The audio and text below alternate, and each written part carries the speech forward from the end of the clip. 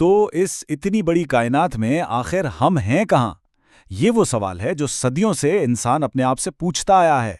तो चलें आज इसी कहानी को खोजते हैं, सितारों से लेकर दूसरे सैयारों तक इंसान के इस जबरदस्त सफर को समझते हैं। देखिए, ये सब शुरू कहाँ से होता है? एक बहुत ही आम सी बात से, बस रात को आसमान की तरफ देखने से। जब इन लातादाद टिमटिमाते सितारों को देखते हैं तो जहन में क्या आता है? यकीन करें, हजारों सालों से इंसान बिल्कुल यही करता आया है।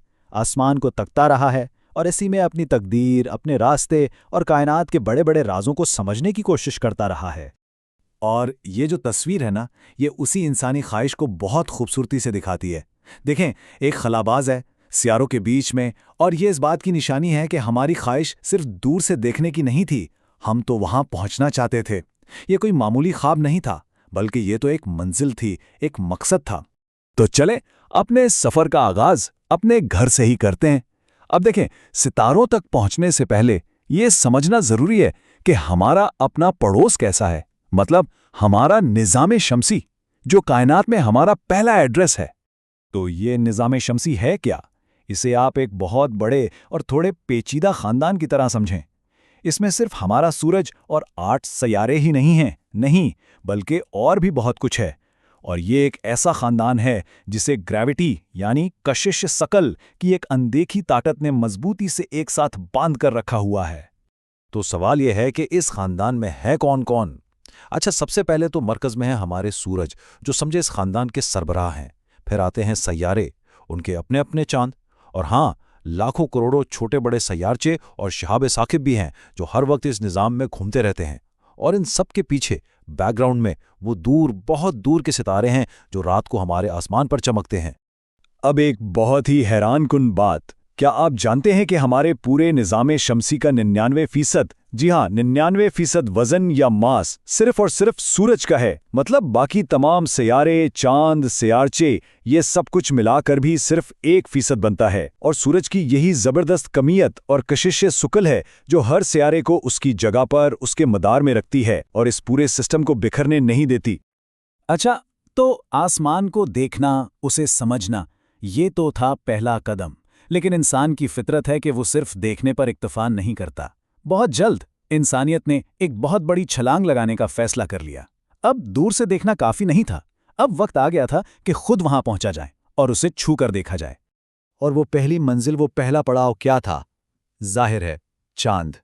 चांद रात को आसमान में चमकने वाली सिर्फ एक चीज नहीं था। अरे नहीं, वो तो एक ख्वाब था, एक बहुत बड़ा चैलेंज था, एक ऐसी मंजिल थी जिसने ना जाने कितने शायरों, साइंसदानों और मुहिमजोओं को सदियों तक बेचैन रखा। और फिर आई 20वीं सदी, और सदियों पुराना ये ख्वाब आखिरकार हकीकत बनने के बिल्कुल करीब आ पहुंचा था। अब हम बात करने जा रहे हैं इंसानी तारीख के शायद सबसे बड़े और सबसे दलेर कारनामे की, यानी चांद पर पहले कदमों की। 20 जुलाई 1969, इस तारीख को याद रखिएगा।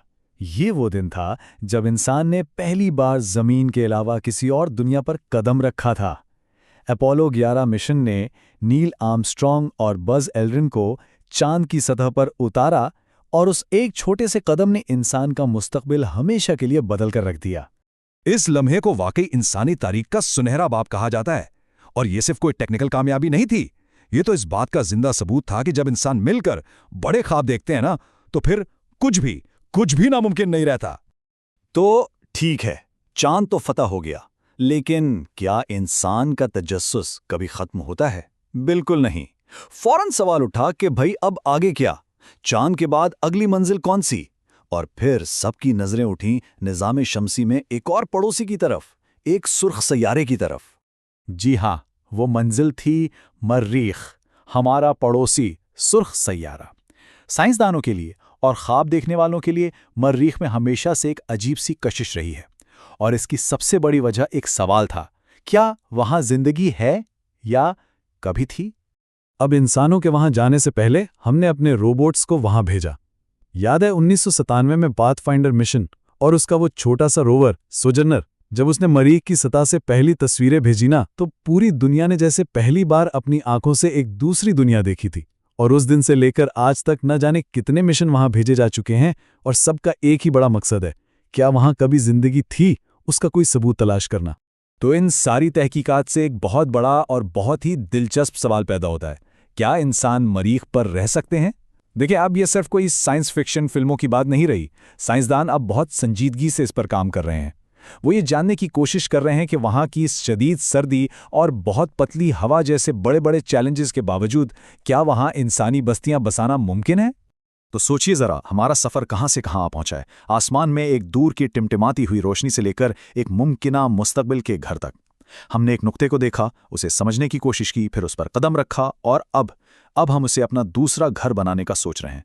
सच में ये इंसानी तजस्सुस और हिम्मत की एक कमाल की कहानी है। लेकिन ये कहानी यहां खत्म नहीं होती, बिल्कुल नहीं। कायनात एक बहुत बड़ा, न खत्म होने वाला समंदर है और इसके राज तो अभी खुलना शुरू हुए हैं। इस वसी कायनाती सहरा में हमारी अगली बड़ी दरियाफ्त क्या होगी? हम आगे क्या ढूंढ निकालेंगे? ये वो सवाल है जिसका जवाब शायद आने वाली नस्लों को मिलेगा।